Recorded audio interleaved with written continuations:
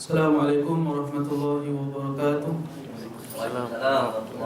Alhamdulillah rabbil alamin. Wassalatu wassalamu ala asyrafil anbiya'i wal mursalin wa ala alihi wa sahbihi ajma'in. Subhanaka la ilma lana illa ma 'allamtana innaka antal alimul hakim. Rabbi shrah li sadri wa yassir li amri wahlul 'uqdatam min lisani yafqahu qawli. Amma ba'd.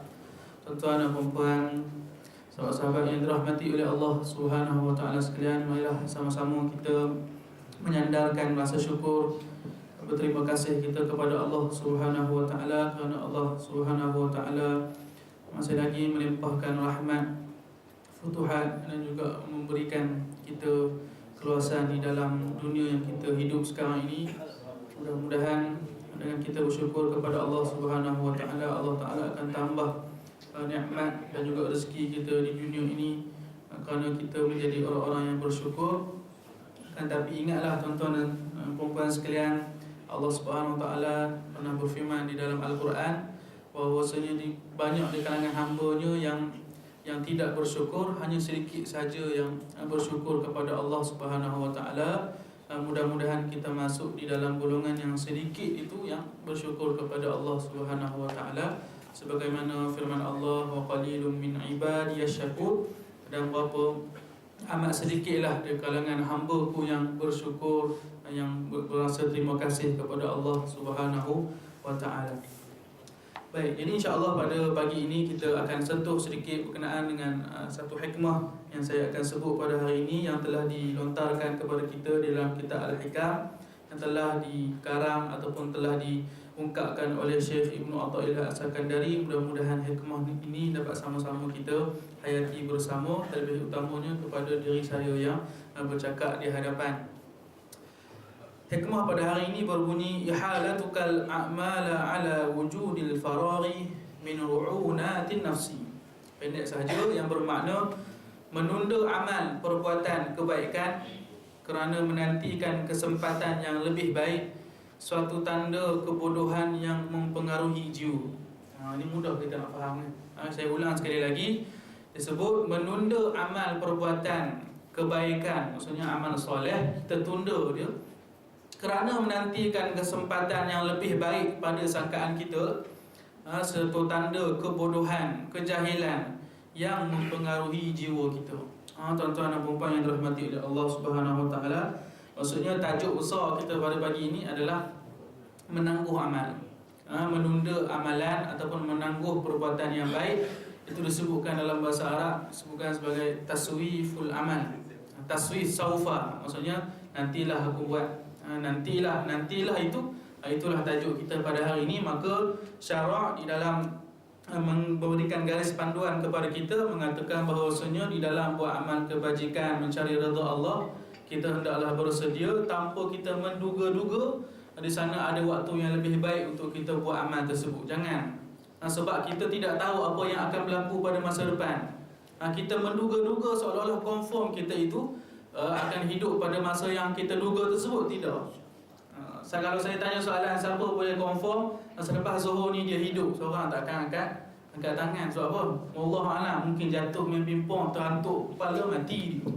Na'udzubillah kan. Belum sembahyang Zuhur ni, selepas makan main dulu, contoh ni. Ataupun nak turun tangga, jatuh, mati dia. Ataupun nak naik tangga surah Hafsah, terantuk kepada tangga, jatuh dia, mati dia. Na'udzubillah. Terantuk kepada komputer, mati dia. Tertidur tuan. Allah alam, mungkin macam tu. Dia tak boleh jamin, saya tak boleh jamin, tuan-tuan pun tak boleh jamin tuan-tuan ini akan hidup pada masa yang tuan-tuan sangka akan baik. Jadi bila mana kita disebutkan jangan menunggu ataupun menunda amalan kita, maka hendaklah kita bersegera sebagaimana yang Allah Taala sarankan dalam Al-Quran. A'udzubillahi minasyaitonirrajim. Wasari'u ila maghfiratin min rabbikum wa jannatin 'arduha as-samawati wal ardu 'iddat lil muttaqin. Hendaklah kamu bersegera kepada keampunan Allah dan juga bersegera untuk buat amal soleh untuk memperoleh syurga yang telah Allah Taala hamparkan kepada kita, yang disediakan untuk orang yang bertakwa. Tuan-tuan dan puan-puan yang dirahmati oleh Allah Subhanahu wa taala, kenapa tak boleh tunda amal? Saya sebutkan tadi kerana kita belum tentu tahu umur kita setahap mana. Setiap waktu yang kita lalui ini sebenarnya adalah umur kita sekarang ni. Sekarang ni pukul 9, jam saya 9.20. Maksudnya 9.20 ni yang lepas itu sudah adalah umur saya. Yang setiap saat jam kita yang berputar itu adalah umur kita sebenarnya. Umur kita sudah berlalu dan meninggalkan kita. Dan inilah yang telah berlalu, inilah yang akan menjadi benda yang sangat jauh yang kita tak akan dapat lagi. Back to the future memang tak ada. Kalau tengok Man in Black pun, dia kembali ke masa belakang, tak ada je tuan-tuan. Itu adalah satu pembuat. Kalau semua orang boleh kembali masa depan, semua orang akan mengiyakan ataupun berlumba-lumba untuk kembali ke masa yang sebelum ini. Kenapa? Kerana hendak hidup lama. Tuan-tuan yang dirahmati oleh Allah Subhanahu Wa Taala, jangan kita jadi orang yang sesal kerana bukan sesal mendua 14 lagu dia. Itu lagu lain. Tetapi sesal di akhirat nanti kerana tidak berbuat amal. Kerana tidak berbuat amal. Bukan sesal mendua, saya ulang sekali lagi. Tidak berbuat amal, inilah telah Allah Ta'ala gambarkan dalam Quran. Apabila mereka menunda-nunda amalan, alangkah baiknya kalau aku dapat kembali ke hidup. Kalau itulah menyebabkan sebab apa? Sebab menunda amal. Tak salah saya dalam surah apa? Allahumma salli ala sayyidina Muhammad, surah Al-Fajr, tak salah saya. Mana hafiz ni tolong tegur lah. Yaqulu ya laitani qaddamtu li hayati. Betul ke surah Al-Fajr? Yaqulu ya laitani qaddamtu li hayati. Ahli neraka ni yang kena azab Allah Taala akhirat nanti, mereka akan kata apa? Mereka kata ya laitani qaddamtu li hayati. Mudah-mudahan qaddamtu, aku telah dahulu, masa dahulu ni aku telah buat perbuatan amal soleh, telah aku siap sedia untuk amal soleh, untuk li hayati, untuk hidup aku pada hari akhirat nanti. Tapi dah tak boleh dah. Tidak boleh untuk patah balik. Kenapa? Kerana akhirat sudah berjalan, tidak akan lagi berlaku hidup di atas muka dunia ini. Mereka tertipu, kita tertipu kerana kita sangka dunia adalah lebih baik. Akan tapi Allah Ta'ala sebut wal akhiratu khairu wa abqa. Allah Ta'ala sebut wal akhiratu khairu wa abqa. Macam mana ayat dia? Surah Al-A'la. Allah Subhanahu Wa Ta'ala berfirman, A'udzubillahi minasyaitonir rajim, bal tu'thiruna al-hayatad dunya wal akhiratu khairu wa abqa. Kebanyakan manusia ni kata Allah, tu'thiruna al-hayatad dunya. Mereka ini lebih mendahulukan mendahulukan kehidupan dunia. Akan tapi Allah Ta'ala sebut sebenarnya kehidupan akhirat itu lebih baik dan juga lebih baqa. Jadi tuan-tuan yang perempuan dirahmati oleh Allah SWT sekalian, saya malu nak sebut depan tuan-tuan bab tunda amal, tunda kerja ni, sebab saya pun banyak bertangguh dalam kerja saya. Dalam setiap kerja syarikat ke, itu adalah sebagai amal soleh kita, walaupun kita dibayar gaji, tetapi kebanyakannya kita banyak tangguh. Menyebabkan kadang tak siap, tak tepat deadline. Kita tu, saya lah, dan kita tuan-tuan semualah. Saya tak nak kata saya seorang, kita semualah macam tu. Mudah-mudahan kita mengambil ingat bahawasanya kerja bertangguh ini akan menyebabkan kerugian kepada diri kita sahaja. Saya teringat satu kisah yang berlaku kepada Omar bin Abdul Aziz dan juga anaknya. Saya edit satu skrip di sebelum ni, saya teringatlah kisah ini. Di dalam kisah tersebut berlaku antara Omar bin Abdul Aziz dengan anaknya. Tak kala Omar bin Abdul Aziz, beliau ini disibukkan dengan urusan perlantikan beliau menjadi khalifah ketika itu. Umar bin Abdul Aziz kan terkenal dia menjadi khalifah Islam yang sangat adil dan juga sangat memberikan kemakmuran. Rakyat didahulukan kebaikan, bukan rakyat didahulukan kemaksiatan. Dan pencapaian dia sebagai pemimpin itu diutamakan. Baik, jadi dia ini bila mana dia dilantik pada waktu pagi, berlaku pelantikan itu waktu pagi, menyebabkan dia mesyuarat dengan ahli majlis menteri dan semua macam mana kita nak bangunkan negara ni. Akhirnya sampai tengah hari dia rasa letih. Dia baliklah ke rumah dia. Dia kata pesan pada anak-anak dia kata, ayah nak tidur sekejap ni. Ayah nak qailulah. Dalam bahasa orang putih ataupun bahasa orang kampung saya napping apa tak kan. Nak tidur sekejap. Kemudiannya lepas zuhur nanti barulah ayah akan turun melihat rakyat kita. Ayah akan turun padang untuk memberikan bantuan lah apa semualah kepada rakyat-rakyat kita. Kemudiannya anak dia kata, adakah ayah boleh jamin selepas ayah tidur ni ayah akan bangun balik? Dia tanya pada ayah dia. Anak kata macam tu tuan-tuan. Kalau kita berani kata kat ayah kita. Ayah nak tidur kejap ni, ayah boleh jamin, ayah boleh hidup lepas ni. Tak makan penampor, nak ajar amat. Itulah. Taklah ayah kita baik belaka. Tak, takkan. Tapi nak sebut, apa kata Umar bin Abdul Aziz, dia terkesima, terkedu dengan perkataan anaknya, tak jadi tidur. Padahal dia letih, lepas baru pelantikan, mesyuarat dan sebagainya lah. Sebab baru dia naik jadi ketua negara.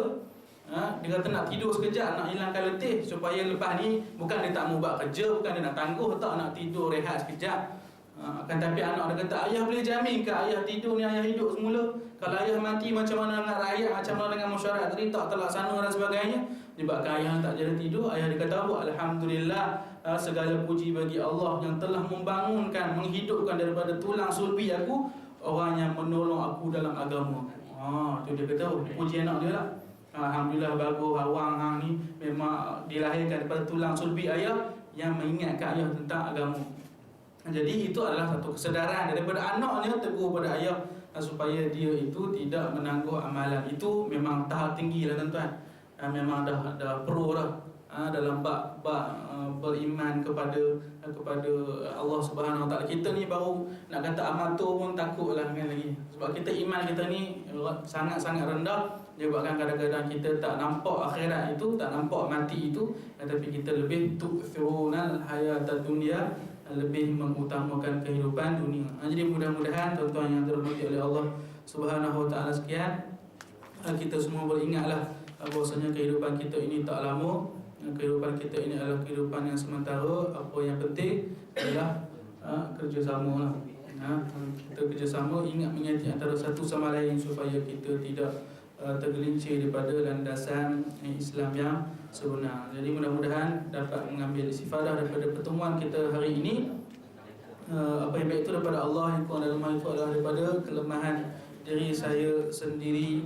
Baiklah, sama-sama kita tutup pertemuan kita pada hari ini dengan kita berselawat kepada Rasulullah sallallahu alaihi wasallam.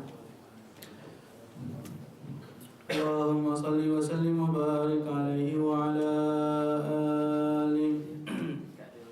Allahumma salli ala Muhammad ya Rabbi, salli alaihi wa sallim. Allahumma salli ala Muhammad ya Rabbi, salli alaihi wa sallim. Allahumma salli semangat sikit. Muhammad ya Rabbi, salli alaihi wa sallim. Allahumma salli ala Muhammad ya Rabbi, salli alaihi wa sallim. Allahumma salli ala Muhammad ya Rabbi, salli alaihi wa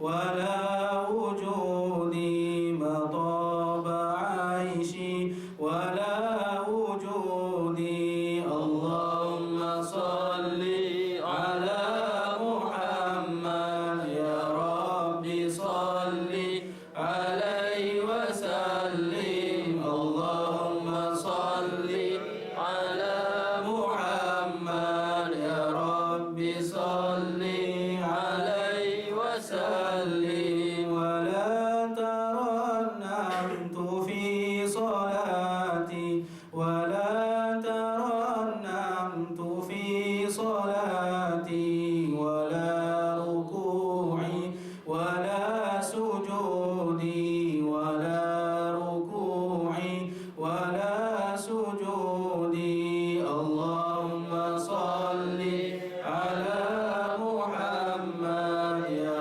ربي صل عليه وسلم. اللهم صل على محمد يا ربي صل عليه وسلم. اللهم صل وسلم وبارك عليه وعلى آله. حسبك سورة العصر. سبحانك اللهم وبحمدك أشهد أن لا إله إلا أنت أستغفرك وأتوب إليك. بسم الله الرحمن الرحيم. اللهم صل على سيدنا محمد في الحسن وعلى